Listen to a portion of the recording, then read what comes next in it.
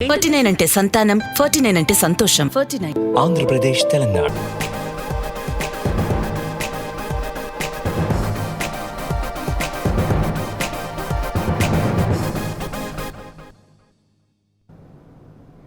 నమస్తే, నేను సునీత. టీ న్యూస్కి స్వాగతం. బులెటిన్ల ముందుగా హెడ్లైన్స్ చూద్దాం. ప్రధాని మోసపూరిత మాటలను కడిగి పారేసిన నెటిజన్లు. ట్విట్టర్లో టాప్ ట్రెండ్ అయిన Zoom locking Modi hash tag. Modi సభకు వచ్చిన వారికి మందు, డబ్బులు. హైదరాబాద్లో రోడ్డు మీదనే బీజేపీ కార్యకర్తల పంపకాలు. భారీ వర్షాలతో ఓపెన్ కాస్ట్ గనుల్లోకి వరద. సింగరేణిలో పలుచోట్ల నిలిచిపోయిన బొగ్గు ఉత్పత్తి. మహారాష్ట్రలో షిండే సర్కారుకు ఇవాళ విశ్వాస పరీక్ష. 6 నెలల్లోనే పతనం ఖాయమన్న పవార్. డెన్మార్క్లోని కోపెన్ హాగెన్ మాల్లో కాల్పులు. 3 మృతి, మరో 3కి తీవ్ర గాయాలు.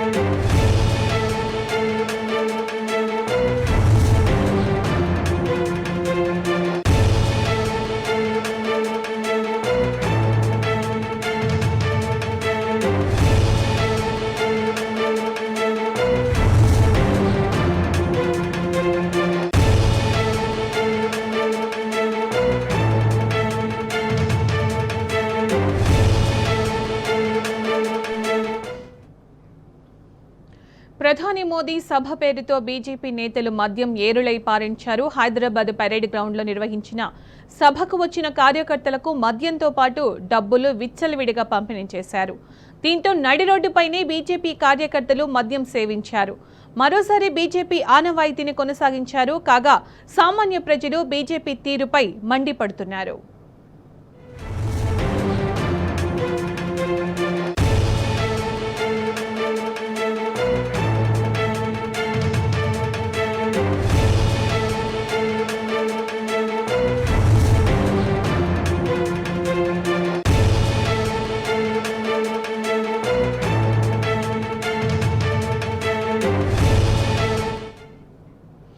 ప్రధాని మోదీ సభ పేరుతో బీజేపీ నేతలు మద్యం ఏరులై పారించారు. హైదరాబాద్ పరేడ్ గ్రౌండ్లో నిర్వహించిన సభకు వచ్చిన కార్యకర్తలకు మద్యంతో పాటు డబ్బులు విచ్చలవిడిగా పంపిణీ చేశారు. దీంతో నడి రోడ్డుపైనే బీజేపీ కార్యకర్తలు మద్యం సేవించారు. మరోసారి బీజేపీ ఆనవాయితీని కొనసాగించారు. కాగా సామాన్య ప్రజలు బీజేపీ తీరుపై మండిపడుతున్నారు.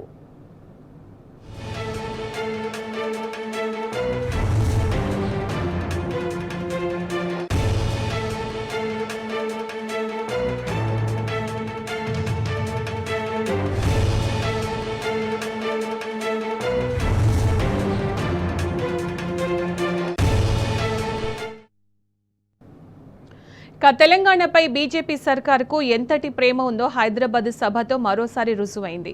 విజయ సంకల్ప సభ పేరుతో ఆర్భాటం చేసిన మోదీ రాష్ట్రానికి ఏ ఒక్క హామీ ఇవ్వలేదు. పైగా అన్ని అబద్ధాలే చెప్పారు. రాష్ట్ర ప్రభుత్వం చేస్తున్న అభివృద్ధిని కేంద్రం ఖాతాలో చూపించేందుకు ప్రయత్నించారు. ఇతర రాష్ట్రాలకు వెళ్లినప్పుడు వేల కోట్ల హామీలు గుప్పించే ప్రధాని మోదీ తెలంగాణకు మాత్రం రూపాయి కూడా ప్రకటించలేదు. తెలంగాణలో రీజనల్ రింగ్ రోడ్ నిర్మిస్తున్నామని మోదీ గొప్పగా ప్రకటించారు. అయితే దీని గురించి రాష్ట్ర ప్రభుత్వ అధికారులు, మంత్రులు ఎన్నిసార్లు ఢిల్లీలో ఎక్కే గడప దిగే గడప అని తిరిగారో లెక్కే లేదు. ఇంత తిరిగితే మోదీ ప్రభుత్వం ఇప్పటి వరకు సగం వరకు మాత్రమే అనుమతించింది. అది కూడా భూసేకరణలో 50% భరిస్తామని రాష్ట్ర ప్రభుత్వం హామీ ఇచ్చిన తరువాతే ఒప్పుకుంది. అనుమతిచ్చిన సగంలోనూ భూసేకరణ కోసం 8 యూనిట్లను ఏర్పాటు చేస్తే అందులో 2ంటికి మాత్రమే గెజిట్ నోటిఫికేషన్ ఇచ్చారు. మిగతా 6 యూనిట్లు ఇంకా పెండింగ్లోనే ఉన్నాయి. ఇంతోటి దానికి ఆర్ఆర్ఆర్ కట్టేసినట్టే మోదీ జనం ముందు తెగ బిల్డప్ ఇచ్చారు. దేశవ్యాప్తంగా 7 మెగా టెక్స్టైల్ పార్కులు పెడుతున్నామని చెప్పిన మోదీ తెలంగాణలో 1 ఏర్పాటు చేస్తున్నామని అన్నారు. వాస్తవానికి కాకతీయ మెగా టెక్స్టైల్ పార్కుకు నిధులివ్వాలని, కేంద్ర ప్రతిపాదిత 7 క్లస్టర్లలో చేర్చాలని, రాష్ట్ర ప్రభుత్వం 7 ఏళ్లుగా కోరుతుంటే ఎన్నడూ పట్టించుకోని మోదీ ఇప్పుడు హఠాత్తుగా ప్రేమ పుట్టుకొచ్చి తెలంగాణలో పెడుతున్నట్లు ప్రకటించారు. మరోవైపు జన్ధన్ ఖాతాలు తెరిచామని చెప్పిన మోదీ అందులో 15 లక్షలు వేస్తామని చెప్పిన హామీని అమలు చేయలేదన్న సంగతిని కావాలని మర్చిపోయినట్టున్నారు. వడ్ల కొనుగోలుపైన మోదీ పచ్చి అబద్ధాలు మాట్లాడారు. 1,00,000 కోట్ల ధాన్యం కొనుగోలు చేశామని ప్రధాని గొప్పగా చెప్పారు. కానీ నెల రోజులుగా తెలంగాణ నుంచి సీఎంఆర్ సేకరించడం లేదు. ఈ విషయంపై మాత్రం మాట్లాడలేదు. సాగునీటి ప్రాజెక్టులకు సహకరించామని, నిధులిచ్చామని చెప్పిన మోదీ ఏ ప్రాజెక్టులకు సహకరించారో మాత్రం చెప్పలేదు. వాస్తవానికి తెలంగాణ సాగునీటి ప్రాజెక్టులను అడ్డుకుంటున్న విషయం ప్రతి ఒక్కరికి తెలిసిందే. రైతుల కోసం ఎంఎస్పీ పెంచమని మోదీ చెప్పారు. కానీ స్వామినాథన్ సిఫారసులను అమలు చేస్తామని, ఎంఎస్పీకి చట్టబద్ధత తెస్తామని చెప్పిన హామీలను విజయవంతంగా బుట్టదాఖలు చేశారు. నల్ల చట్టాలను రద్దు చేసినప్పుడు ఎంఎస్పీ చట్టబద్ధతపై రైతు సంఘాలకిచ్చిన హామీ గురించి మర్చిపోయారు. అటు తెలంగాణకు రైల్వే లైన్లు వేశామన్న మోదీ తెలంగాణకు ఎన్నిచ్చారు, ఇతర రాష్ట్రాలకెన్నిచ్చారో వివరంగా చెప్తే బావుండేది. కంటోన్మెంట్ ప్రాంతంలో పెద్ద ఎత్తున సభ పెట్టిన మోదీకి అక్కడి ప్రజలను కంటోన్మెంట్ యాజమాన్యం ఎన్ని ఇబ్బందులకు గురి చేస్తోందో గుర్తుకు రానే లేదు. తెలంగాణలో ఎన్ని నేషనల్ హైవేలు కట్టామంటూ గొప్పగా లెక్కలు చెప్పుకున్న మోదీ అది అప్పనంగా ఇచ్చిందేమీ కాదు. కేంద్రం నుంచి రాష్ట్రానికి హక్కుగా వచ్చింది. ప్రజల సౌకర్యం కోసం రోడ్ల నిర్మాణానికి రక్షణ భూములు కేటాయించండి, వేరే చోట రెట్టింపు భూములిస్తామని రాష్ట్ర ప్రభుత్వం ఎన్నిసార్లు విజ్ఞప్తి చేసినా పట్టించుకున్న పాపాన పోలేదు. కనీసం ఈ సభలోనైనా సానుకూలంగా స్పందిస్తారనుకుంటే అదీ లేదు. తెలంగాణ ప్రభుత్వం వివిధ కంపెనీలకు రాయితీలిచ్చి, భూమిచ్చి, పెట్టుబడులు తెప్పించి ఇక్కడ వ్యాక్సిన్లు తయారయ్యేలా ప్రోత్సహిస్తే ప్రధాని మాత్రం జంకు లేకుండా తన ఖాతాలో వేసేసుకున్నారు. భద్రాచల రామదాసు, యాదాద్రి నారసింహుడు ఇలా దేవుళ్ల పేర్లు వల్లెవేసిన మోదీకి అదే భద్రాచల రాముడి చెంతన ఉన్న 7 మండలాలను చెప్పా చేయకుండా గుంజుకుని ఏపీలో కలిపిన విషయం గుర్తుకు రాలేదు. ఆ మండలాలు తిరిగి తెలంగాణకు ఇస్తారో లేదో చెప్పనే లేదు. మొత్తం మీద ప్రధాని మోదీ ఒక్కటంటే ఒక్క నిజం మాత్రం ఒప్పుకున్నారు. తెలంగాణ పరాక్రమానికి నిదర్శనమని, విచ్ఛిన్నకర శక్తులను పారదోలటంలో తెలంగాణ సమాజం పౌరుషానికి సాటి లేదని గుర్తించారు. ఇది చరిత్ర నిరూపించిన సత్యమని తెలుసుకున్నారు. తెలంగాణను విచ్ఛిన్నం చేయటానికి ఎవరు ప్రయత్నించినా తరిమి కొట్టేదాకా ఇక్కడి సమాజం విడిచిపెట్టదని ఆయనకు తెలిసొచ్చింది. విజయ సంకల్ప సభలో మోదీ ప్రసంగం ఎవరిని ఆకట్టుకోలేకపోయింది. ప్రసంగం లంకె కుదరకపోవడంతో సప్పగా సాగింది. అదే పాత పాట, అదే పాత మాట, జుమ్లా ఘాట. అయితే డబుల్ ఇంజిన్ ప్రభుత్వం లేకపోతే అంతా మేమే చేశామన్న బిల్డప్, పైసా ఇవ్వకుండానే ఏవేవో లెక్కల ఎక్కాలు. సీఎం కేసీఆర్ అన్ని ప్రశ్నలు అడిగితే జవాబు కూడా చెప్పలేని దైన్యం వెరసి సప్పగా సాగిన ఘనత వహించిన ప్రధాని మోదీ ప్రసంగం.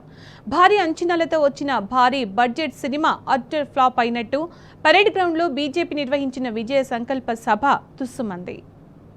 సీఎం కేసీఆర్ సంధించిన ప్రశ్నలకు ప్రధానమంత్రి నరేంద్ర మోదీ నుంచి సమాధానం దొరుకుతుందని ఎదురు చూసిన వారందరికీ నిరాశ ఎదురైంది. సికింద్రాబాద్ పరేడ్ గ్రౌండ్లో జరిగిన బీజేపీ సభలో ప్రధాని ప్రసంగం పసలేకుండా సాగింది. మొదట తెలుగులో ప్రసంగం ప్రారంభించిన మోదీ భద్రాచలం శ్రీరాముడి నుంచి యాదాద్రి లక్ష్మీ నరసింహస్వామి, గద్వాల జోగులాంబ, వరంగల్ భద్రకాళి అమ్మవార్ల పేర్లను ఉచ్చరించడంతో బీజేపీ శ్రేణులు సంబురపడ్డారు. రామప్ప, కాకతీయులు, రాణి రుద్రమ, కొమురం భీం, రామదాసు, పాల్కూరికి సోమనాథుడు ఇలా వరుసగా పేర్లు చదువుకుంటూ వెళుతుంటే జరుగుతున్న సమావేశానికి చేస్తోన్న ప్రసంగానికి లంకె కుదరక కార్యకర్తలు అయోమయంలో పడ్డారు. ఇక అక్కడి నుంచి ఏ దశలోనూ మోదీ ప్రసంగం కార్యకర్తలకు, నేతలకు జోష్ నింపలేదు. ప్రతిసారి చెప్పినట్టే డబుల్ ఇంజన్ సర్కారు వంటి సోది మాటలు చెప్పారు. కానీ డబుల్ ఇంజన్ సర్కార్లున్న యూపీ, మధ్యప్రదేశ్ వంటి చోట్ల పరిస్థితి ఏమిటో అందరికీ తెలిసిన విషయమే. దీంతో ఈ నినాదాన్ని తెలంగాణ ప్రజలు పెద్దగా ఆదరించరని, మోదీకి ఎప్పుడు తెలుస్తుందో అని మదనపడ్డారు. ప్రసంగం మొత్తం నీరసంగా సాగటం, కనీసం సీఎం కేసీఆర్, టీఆర్ఎస్ పేర్లను పలక్కపోవడంతో సభకు వచ్చిన వారంతా ఉసూరుమన్నారు. సీఎం కేసీఆర్ శనివారం సుమారు గంటపాటు హిందీలో అనర్గళంగా ప్రసంగించి దేశం మొత్తాన్ని తన వైపు తిప్పుకుంటే మోదీ మాత్రం కనీసం తెలంగాణలోని కార్యకర్తలను కూడా సంతృప్తి పరచలేకపోయారని బీజేపీ శ్రేణులు అసహనం వ్యక్తం చేశాయి. పశ్చిమ బెంగాల్లో ఎన్నికల ముందు ఇంతే తీవ్రంగా హడావిడి చేశారు. ఎన్నికల తరువాత ఏమైందో అందరికీ తెలిసిందే. పరేడ్ గ్రౌండ్స్ లో అడుగుపెట్టిన మోదీ సభకు హాజరైన జనాన్ని చూసి ఉబ్బి తబ్బిబ్బైపోయారు. పరేడ్ గ్రౌండ్స్ సామర్థ్యమే 50,000 నుంచి 1,00,000 మంది వరకు. 1994లో ఎన్టీ రామారావు నిర్వహించిన ప్రజాగర్జన సభకు ఏకంగా 10 లక్షల మంది హాజరైతే హైదరాబాద్ మహానగరమే స్తంభించిపోయింది. టీఆర్ఎస్ ఆవిర్భవించిన తరువాత వరంగల్లో, కరీంనగర్ సభల్లో వచ్చిన జన సమూహం 15 లక్షల పైమాటే. ఇది చరిత్ర చెప్తున్న సత్యం. ఈ సమావేశానికి కూడా 10 లక్షల మంది వస్తారని బీజేపీ నేతలు ప్రచారం చేస్తున్నారు. పాపం మోదీ గతంలో ఏ సభలోనూ ఇంతమంది ప్రజలను చూశారో లేదో, వేదిక నుంచి ఈ మాత్రం ప్రజలను చూసి సంభ్రమాశ్చర్యాలకు గురయ్యారు. పక్కనే వినయంగా నిలుచున్న బండి సంజయ్ భుజం తట్టి సూపర్ చేశావన్నట్టు అభినందించారు మోదీ. ప్రధాని మోదీ ఇట్ట భుజం టచ్ చేశారో లేదో, బీజేపీ రాష్ట్ర అధ్యక్షుడు బండి సంజయ్ ఒక్కసారిగా ఊగిపోయారు, రెచ్చిపోయారు, చెలరేగిపోయారు. స్వాగతోపన్యాసం చేయాలని మైకిస్తే తాను ఏం మాట్లాడుతున్నాడో కూడా తెలియనంతగా వీరంగమాడాడు. నినాదాలు, మోదీ జయఘోషలతో హోరెత్తించారు. ఒకానొక దశలో తనను తాను మైమరచిపోయి దేవుడు అన్న మోదీ, దేవుడన్న మోదీ అంటూ ఏకంగా దేవుడిని చేసేశారు. సీఎం కేసీఆర్ సూటిగా అడిగిన ఏ ఒక్క ప్రశ్నకు ప్రధాని మోదీ, బీజేపీ నేతలు జవాబు ఇవ్వకపోగా అన్ని అబద్ధాలతో ప్రసంగం మొత్తం నిస్సారంగా సాగింది. బండి సంజయ్పై మంత్రి కేటీఆర్ వ్యంగ్యాస్త్రాలు సంధించారు. ప్రధాని మోదీ రష్యా ఉక్రెయిన్ యుద్ధాన్ని ఆపారన్న బండి వ్యాఖ్యలకు కౌంటర్ ఇచ్చారు. వాట్సాప్ యూనివర్సిటీ, దాని ప్రతిభావంతులైన విద్యార్థులు మాత్రమే ఇలాంటి వాటిని నమ్ముతారని చురకలంటించారు. ఆ విద్యార్థి పేరే బండి సంజయ్ అంటూ మంత్రి కేటీఆర్ ఎద్దేవా చేశారు.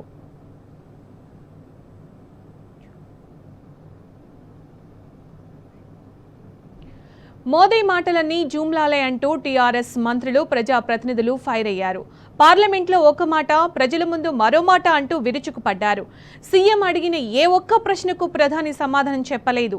మోదీ మస్ట్ ఆన్సర్ ట్యాగ్తో మంత్రులు, ప్రజాప్రతినిధులు సైతం మోదీ వివక్షను నిలదీశారు.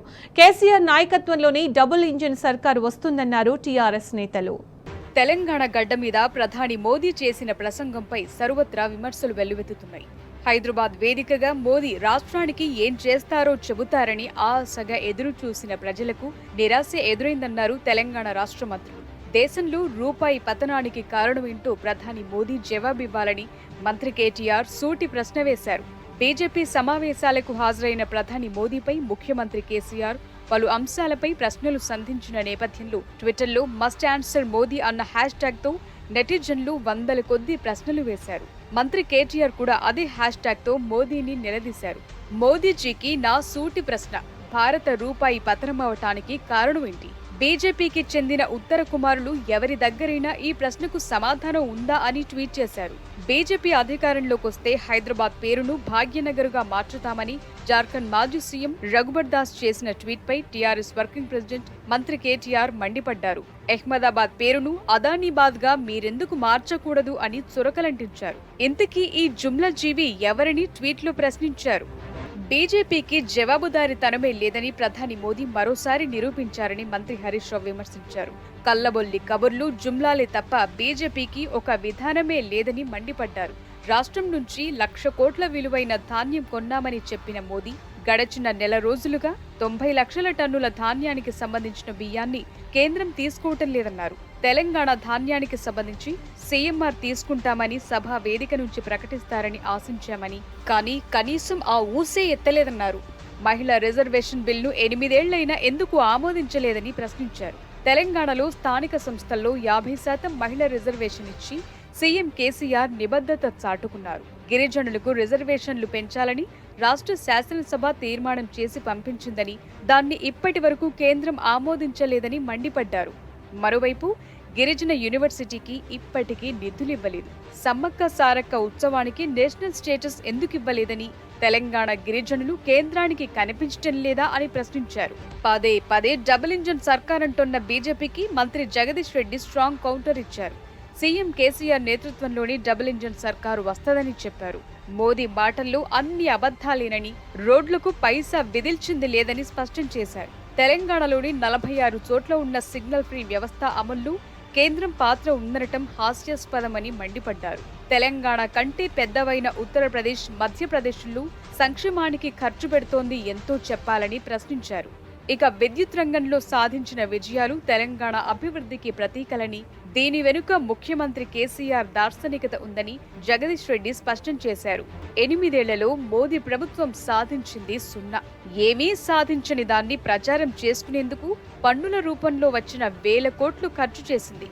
ములుగులు ట్రైబల్ వర్సిటీకి రాష్ట్ర ప్రభుత్వం భూమి కేటాయించినప్పటికీ కేంద్రం నుంచి అనుమతి రాలేదన్నారు మంత్రులు ఇంద్రకరణ్ రెడ్డి, సత్యవతి రాథోడ్. సీఎం కేసీఆర్ సార్ అంటే బీజేపీకి, మోదీకి ఎందుకు భయమో అర్థమైందని మంత్రి వేముల ప్రశాంత్ రెడ్డి అన్నారు. బీజేపీ దొంగల ముఠ తెలంగాణ మీద పడి గందరగోళపరిచే ప్రయత్నం చేసిందని మండిపడ్డారు. ప్రధాని మోదీ దగ్గర సమాధానాలు లేకనే సీఎం కేసీఆర్ అడిగిన ఒక్క ప్రశ్నకు సమాధానం చెప్పలేదని ఎద్దేవా చేశారు వేముల. బీజేపీ సభలో అవే జూటా మాటలు, ఆక్రోశపు ప్రసంగాలు చేశారన్నారు. రాష్ట్ర ఏర్పాటుని ప్రశ్నించిన మోదీ, అమిత్ షా తెలంగాణ పాలిట శత్రువులని, ఇక్కడి ప్రజలు వారిని నమ్మరని స్పష్టం చేశారు. మోటార్లకు మీటర్లు, తెలంగాణ నిధులు గుజరాత్కు తరలింపును ప్రజలు గమనిస్తున్నారని చెప్పారు. సీఎం కేసీఆర్ నాయకత్వమే తెలంగాణకు, దేశానికి శ్రీరామ రక్ష అని, అందుకే దేశ ప్రజలు ఆయన నాయకత్వాన్ని కోరుకుంటున్నారని మంత్రి వేముల చెప్పారు. సంవత్సరానికి 2 కోట్ల ఉద్యోగాలిస్తామని చెప్పిన మోదీ సర్కార్ మాట నిలబెట్టుకోలేదన్నారు మంత్రి కొప్పుల ఈశ్వర్. 2022 నాటికి రైతుల ఆదాయం రెట్టింపు చేస్తామని గతంలో మోదీ చెప్పారు. కానీ మోదీ ప్రభుత్వ విఫల విధానాలతో రైతుల ఆదాయం మరింత తగ్గింది, పెట్టుబడి రెట్టింపైందన్నారు మంత్రి గంగుల కమలాకర్. గుజరాత్ సీఎంగా మోదీ ఉన్న 2014లో ఇండియా రూపాయి విలువ $1కు 57 రూపాయలుంటే ఆయన ప్రధాని అయ్యాక రికార్డ్ స్థాయిలో డాలర్కు 78 రూపాయలకు దిగజారిపోయిందన్నారు మంత్రి శ్రీనివాస్ గౌడ్. ప్రధానమంత్రి హోదాలో ఉన్న మోదీ అబద్ధాలు మాట్లాడటం చాలా బాధాకరమన్నారు ఎమ్మెల్సీ పల్లా రాజేశ్వర్ రెడ్డి. 5 ప్రాజెక్టులకు నిధులిచ్చామని చెప్పిన మోదీ ఏ ప్రాజెక్టు ఇచ్చారో చెబితే ధన్యవాదాలు తెలియజేస్తామని ఎద్దేవా చేశారు.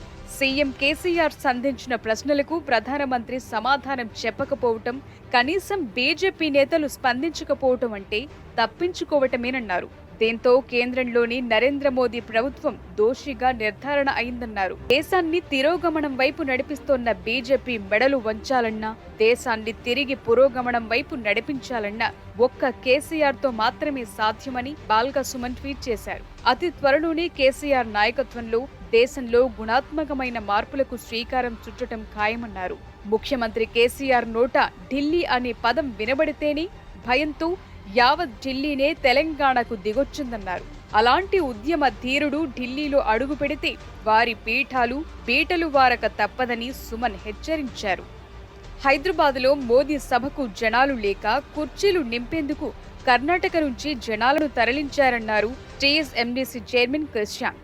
ప్రధాని మోదీ ప్రసంగం నిస్సారంగా కరపత్రం తరహాలో సాగిందన్నారు ప్రొఫెసర్ నాగేశ్వర్.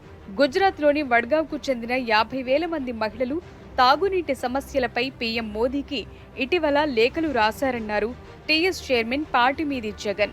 సుప్రీం లీడర్స్ రన్లోలా రన్ హైదరాబాద్లో కొనసాగుతుందన్నారు నటుడు ప్రకాష్ రాజ్. పౌరులు అడిగిన ప్రశ్నలకు సమాధానాలు లేవు, జస్ట్ జుమ్లా మాత్రమే ఉందన్నారు ప్రకాష్ రాజ్. Welcome back. ఇక తెలంగాణ ప్రభుత్వం చేపడుతున్న కార్యక్రమాలను అమెరికాలో ఉన్న తెలుగు వారికి తెలియజేసేలా ఆటా మహాసభల్లో తెలంగాణ పెవిలియన్ను ఏర్పాటు చేయడం సంతోషకరమన్నారు ఎమ్మెల్సీ కల్వకుంట్ల కవిత. వాషింగ్టన్ డీసీలో ఆటా 17వ మహాసభల్లో పాల్గొన్న కవిత తెలంగాణ పెవిలియన్ను ప్రారంభించారు. ప్రతి మహాసభల్లో తెలంగాణ పెవిలియన్ ఏర్పాటు చేయాలని ఆటా ప్రతినిధులను ఎమ్మెల్సీ కవిత కోరారు. అనంతరం ప్రభావతి రాసిన బతుకమ్మ ప్రత్యేక సంచికను ఆవిష్కరించారు. అందరికీ నమస్కారం. మొట్టమొదటిసారి తెలంగాణ పెవిలియన్ని ఈసారి ఓపెన్ చేయడం అన్నది చాలా సంతోషం. అదేవిధంగా బతుకమ్మకు సంబంధించినటువంటి పుస్తకాన్ని కూడా ఇప్పుడు మనందరం ఇనాగ్రేట్ చేసుకోవడం చాలా సంతోషంగా ఉంది. ఇక్కడ అమెరికాలో ఉండే మన తెలుగు వాళ్ళందరూ కూడా ఆటా అంటే ఆంధ్ర తెలంగాణ అసోసియేషన్ అనుకుంటారు. తెలుగు వారికి తెలంగాణకి కేసీఆర్ గారు గుర్తింపు తెచ్చారో అదేవిధంగా అమెరికాలో తెలుగు వారికి ఆట గుర్తింపును తీసుకొచ్చిందని చెప్పి నేను చాలా బలంగా నమ్ముతా ఉన్నాను. చాలామంది మరి సెలబ్రిటీస్ అంతా కూడా అక్కడి నుండి ఇక్కడికి వచ్చి సపోర్ట్ చేస్తూ ఉన్నారు.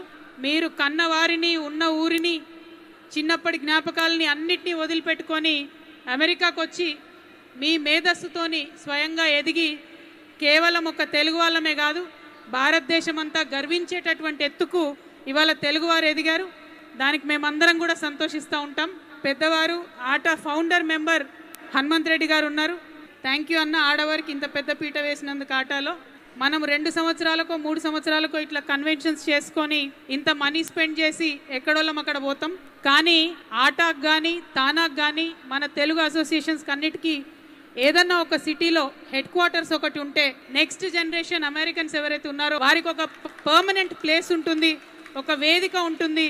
కానీ ఒక హెడ్ క్వార్టర్స్ ఉన్నట్టయితే పొలిటికల్గా కూడా ఆ స్టేట్ గవర్నర్స్ అందరు కూడా అక్కడికి వస్తారు. మన డయాస్పోరాకు ఉన్నటువంటి ఇష్యూస్ అన్నీ కూడా రిజాల్వ్ చేసేటటువంటి అవకాశం ఉంటుంది. కాబట్టి మాల్దీవ్స్, మారిషస్లో ఉన్నటువంటి తెలుగు వాళ్ళందరూ కూడా మన తెలంగాణ గవర్నమెంట్తోని అట్లానే తెలుగు యూనివర్సిటీతోని కూడా ఒప్పందాలు చేసుకున్నారు. తెలుగు భాషను వాళ్ళ పిల్లలకు నేర్పించి వాటిలో వారు ప్రావీణ్యత పొందడానికి సర్టిఫికేషన్ కోసం ఒప్పందాలు చేసుకున్నారు. టీఆర్ఎస్ సభ్యులు చాలామంది ఉన్నారు, జాగృతి సభ్యులు ఉన్నారు. వారందరికీ కూడా నమస్కారాలు తెలియజేస్తూ మొట్టమొదటిసారి తెలంగాణ పెవిలియన్ ఆటలో పెట్టారు. మీ అందరి దగ్గర సెలవు తీసుకుంటున్నాను. Thank you. జై తెలంగాణ. ఈటల రాజేందర్ భూదందాపై దళిత నేతలు బగ్గుమంటున్నారు. హాకింపేట, అచ్చంపేటలో దళితుల భూములను కబ్జా చేశారని తేలడంతో మండిపడుతున్నారు. కరీంనగర్ జిల్లా జమ్మికుంట గాంధీ చౌరస్తాలో ఈటల ఫ్లెక్సీకి ఉరువేసి నిరసన వ్యక్తం చేశారు. టీఆర్ఎస్ సీనియర్ నేత సాగర్ 85 ఎకరాల అసైన్డ్ భూములన్నీ ఈటల కబ్జా చేశారని అధికారుల సర్వేలో తేలిందని గుర్తు చేశారు.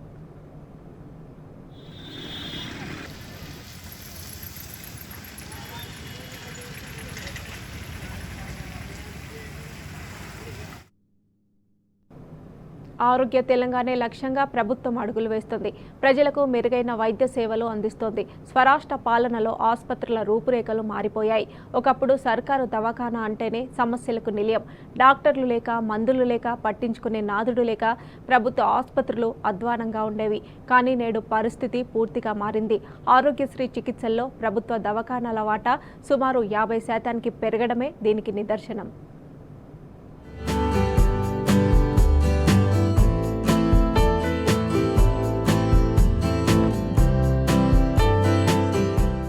సీఎం కేసీఆర్ పాలనలో సర్కార్ దవాఖానాల్లో కార్పొరేట్ స్థాయిలో వైద్యం అందుతోంది.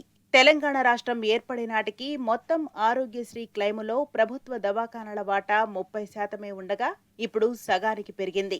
8 ఏళ్ల టీఆర్ఎస్ పాలనలో సీఎం కేసీఆర్ మార్గనిర్దేశంలో ప్రభుత్వ వైద్య రంగం బలోపేతం కావడం, దవాఖానాల్లో వస్తువులు సమకూరడంతో ప్రజల్లో నమ్మకం పెరిగింది.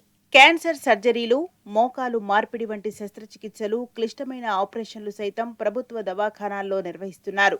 దీంతో ప్రభుత్వ దవాఖానాలకు వచ్చే వారి సంఖ్య గణనీయంగా పెరిగింది.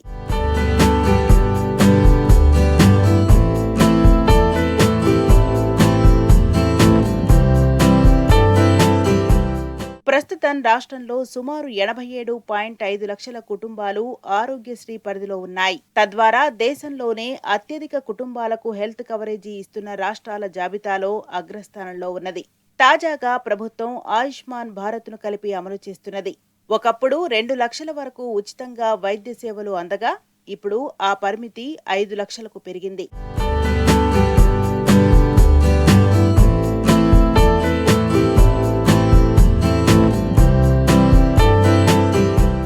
2014-15లో మొత్తం 1.96 లక్షల ఆరోగ్యశ్రీ క్లెయిములు రాగా ఇందులో సుమారు 1.4 లక్షలు ప్రైవేట్ కార్పొరేట్ దవాఖానాల నుంచి వచ్చాయి.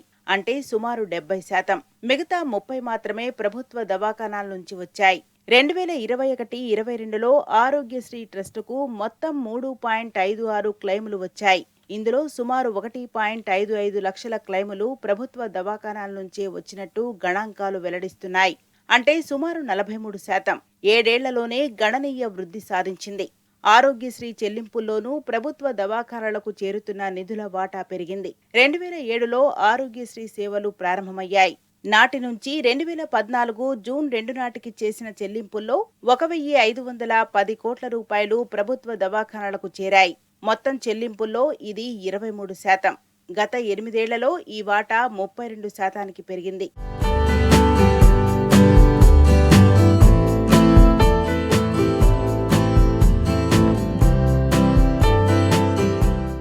ఆరోగ్యశ్రీ ఉమ్మడి రాష్ట్రంలోనే ప్రారంభమైన ముఖ్యమంత్రి కేసీఆర్ మరింత బలోపేతం చేశారు. గతంలో ఆరోగ్యశ్రీలో అవయవ మార్పిడి, క్యాన్సర్ వంటి విలువైన చికిత్సలు అందుబాటులో లేవు. పేదల కష్టాన్ని గుర్తించిన సీఎం కేసీఆర్ చికిత్సల సంఖ్యను పెంచడంతో పాటు పరిమితిని 5 లక్షల రూపాయలకు పెంచారు. అవయవ మార్పిడి, క్యాన్సర్ చికిత్సలు వంటి కొన్ని వ్యాధులకు పరిమితిని 10 లక్షలకు పెంచారు. తద్వారా ఆయా కుటుంబాలపై ఆర్థిక భారం తగ్గించారు. మరోవైపు మంత్రి హరీష్ రావు ఆరోగ్య శాఖ బాధ్యతలు చేపట్టిన నాటి నుంచి ఆరోగ్యశ్రీపై ప్రత్యేకంగా దృష్టి పెట్టారు. వైద్య సిబ్బందితో సమీక్షలు నిర్వహిస్తూ ఆరోగ్యశ్రీ సేవలు పెంచాలని ఆదేశాలు జారీ చేస్తున్నారు.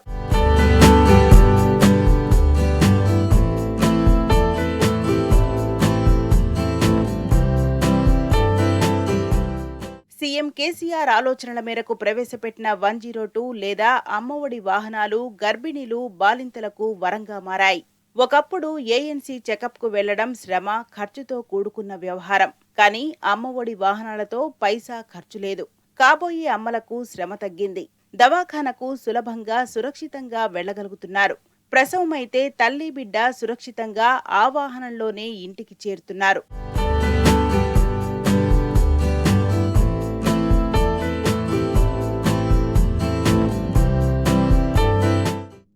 వలసల జిల్లా కరూర్ జిల్లాగా ఉన్నటువంటి పాలమూరు నేడు టూరిజానికి డెస్టినేషన్గా మారుతోంది.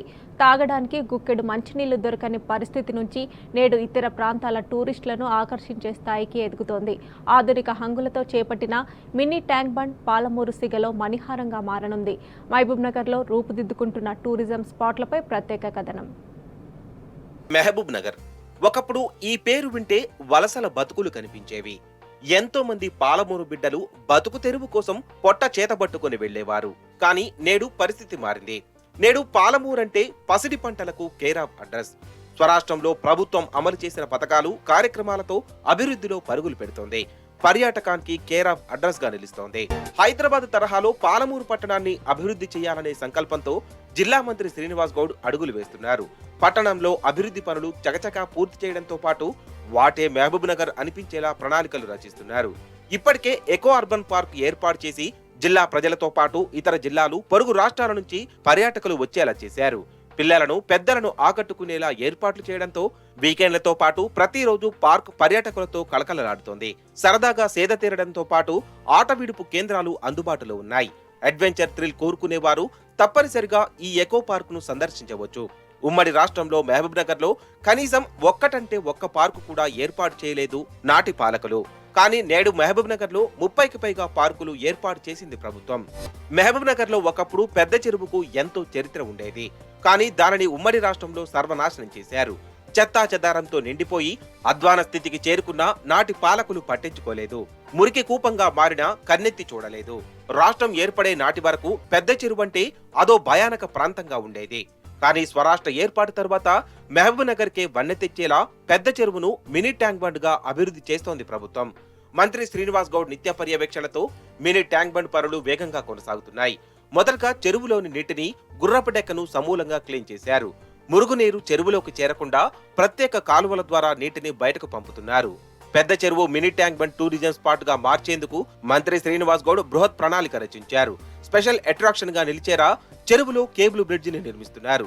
దీంతో పాటు ఐలాండ్, నెక్లెస్ రోడ్డు నిర్మాణాలను చేపట్టారు. వాకింగ్ ట్రాక్ తో పాటు సైకిల్ ట్రాక్ ను మినీ ట్యాంక్ బండ్ చుట్టూ నిర్మిస్తున్నారు. ఐలాండ్ ఏర్పాటు చేస్తున్నారు. పర్యాటకులు సేద తీరేలా రెస్టారెంట్లను సిద్ధం చేయిస్తున్నారు. ప్రత్యేక ఆకర్షణగా విమానం నమూనా, గ్రీనరీ, లైటింగ్ నిలవనుంది. ఇటు మినీ ట్యాంక్ బండ్ పక్కన మినీ శిల్పారామం కూడా ఏర్పాటు చేస్తోంది ప్రభుత్వం. అందులో స్టాళ్ల నిర్మాణంతో పాటు కన్వెన్షన్ సెంటర్, ఎగ్జిబిషన్ సెంటర్ ను ఏర్పాటు చేస్తున్నారు.